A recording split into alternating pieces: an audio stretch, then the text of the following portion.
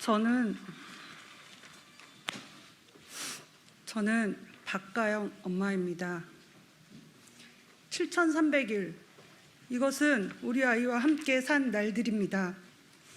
만 20살 생일에 흙으로 돌아갔습니다. 만일도 안 되는 짧은 삶을 마치고 별이 되어 부모의 마음에 맡겼습니다.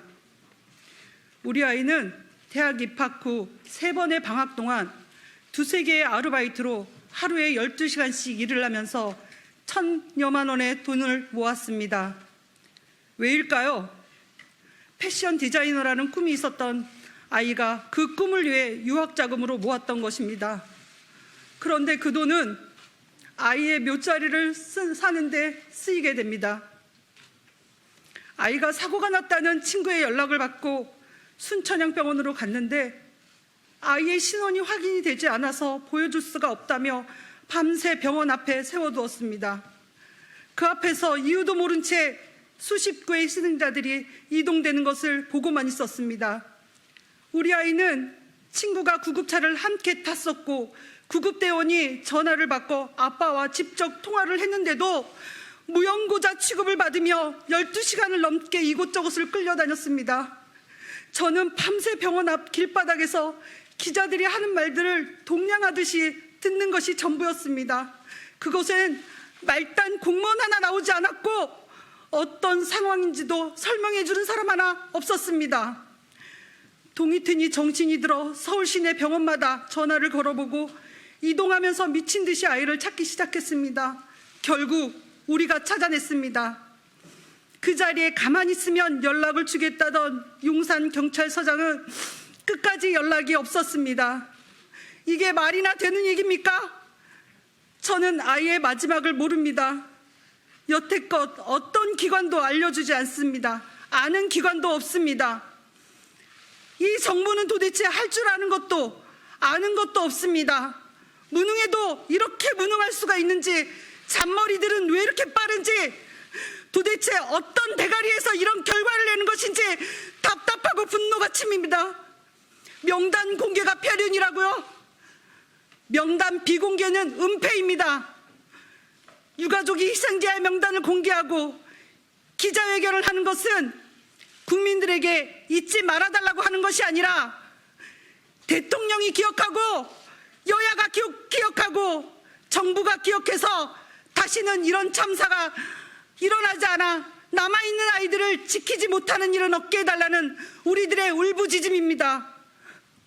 어제 장제원 의원은 말했습니다. 처음부터 국정조사 합의를 하지 말았어야 한다고. 당신의 아들은 살아있다고 안심되십니까? 안심하지 마십시오. 당신이 이 나라의 정치인으로 있는데 어떻게 안전하겠습니까? 당신도 이 정부를 믿지 못하고 아이들의 생사가, 아들의 생사가 늘 노심초사, 늘 걱정일 것입니다. 정진석 의원은 민주당이 요구한 이상민 장관의 해임 건의안을 갑툭튀라고 망언을 합니다. 왜 입으로 똥을 싸십니까? 참사가 일어나고 희생자가 생겼는데 조사조차 안 하고 하고 싶지도 않다고 말하는 당신들은 아무것도 모르고 자기 시키는 것만 하겠다는 땡강쟁이거나 아나무인 파렴치 아닙니다. 초등학교 교실에서도 사건이 일어나면 조사를 하고 잘잘못을 가리고 잘못한 부분에 대해서는 사과를 하고 다시는 그런 일이 없도록 단도리를 합니다. 진정 이상민 행안부 장관이 그 자리에 있는데 철저한 진상규명이 되고 국정조사가 된다고 생각하십니까?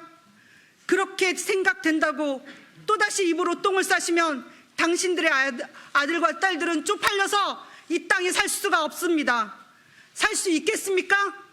제발 정상적인 사고를 하십시오. 그리고 이상민 파면하시고 국정조사에 엄중하게 임하십시오. 대통령께 말씀드립니다. 이 땅의 부모들은 세월호를 잊지 않았고 이번 참사를 기억할 것입니다. 이번 참사로 부모들은 우리 아이는 살아남았다는 안도와 상처가 생겼습니다. 앞으로 우리는 남아있는 아이들의 미래보다는 아이들의 만수무강을 기도해야 될 것이고 어디에 있든지 아이들의 안전이 불안하여 노심초사해야 될 것이며 늘 생사를 확인해야 되는 트라우마에 놓이게 될 것입니다. 우리 유가족뿐만 아니라 이 나라에서 자식을 둔 부모들은 위로가 필요합니다. 사람은 외로워서 죽는 것이 아니라 위로받지 못하고 죽는다고 합니다. 우리는 죽게 생겼습니다. 우리에게 위로는 대통령의 대국민 사과입니다. 저는 IM 요소를 찾아가 늘 이렇게 사과를 합니다. 지켜주지 못해 잘못했다고 용서해달라고. 어제 뉴스에 대통령은 사과를 했는데 왜 자꾸 사과하라고 하냐고 말이 나오더군요. 언제 하셨습니까? 종교 행사에 가서 유감을 표시했지. 아이들에게 추모도 했다고 하는데 어디다 하셨습니까? 국화꽃이 슬프다고 합니까? 국화꽃이 억울하다고 합니까? 국화꽃은 좋겠습니다. 대통령이 추모도 받고. 대통령은 사과하십시오. 주어가 정확히 들어간 사과를 하십시오. 피지도 못하고 꺾인 우리 아들도가 유족들에게 지켜주지 못해서 잘못했다고 용서해달라고 진심으로 사과하십시오. 대통령의 사과는 단순한 사과가 아니라 국민에 대한 위로입니다.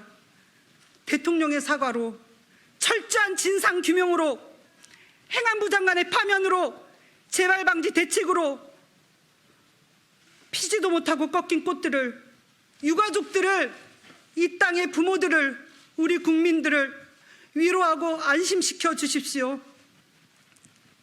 새끼 잃은 어미는 절규합니다. 대통령이 진심 어린 사과가 필요하다고 이 땅의 우리 아이들, 딸들에게 말하고 싶습니다. 여러분들은 이 무책임하고 후한무치한 정부로부터 여러 고비를 거치며 살아남은 사람들입니다. 간곡히 부탁합니다. 어떤 어렵고 위험한 상황에서도 살아남으십시오. 그래서 부모를 장례식장으로 부르는 일은 없도록 하십시오. 부모는 자식을 장례식장에서 맞닥뜨리면 여러분들 위해 대신 살아줄 수가 없습니다. 그날로 함께 인생을 죽기 때문입니다.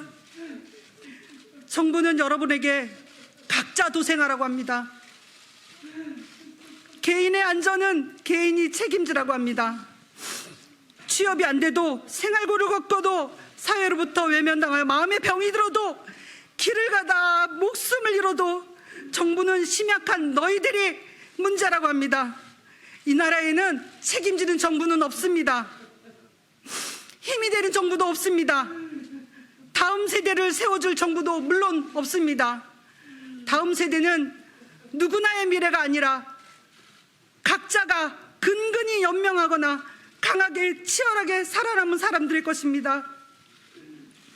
여러분, 이것이 차별입니다. 이 정부는 자신이 살고 있는 세상이 자신들의 것인 것처럼 여러분의 미래를 훔치고 도둑질하고 있습니다.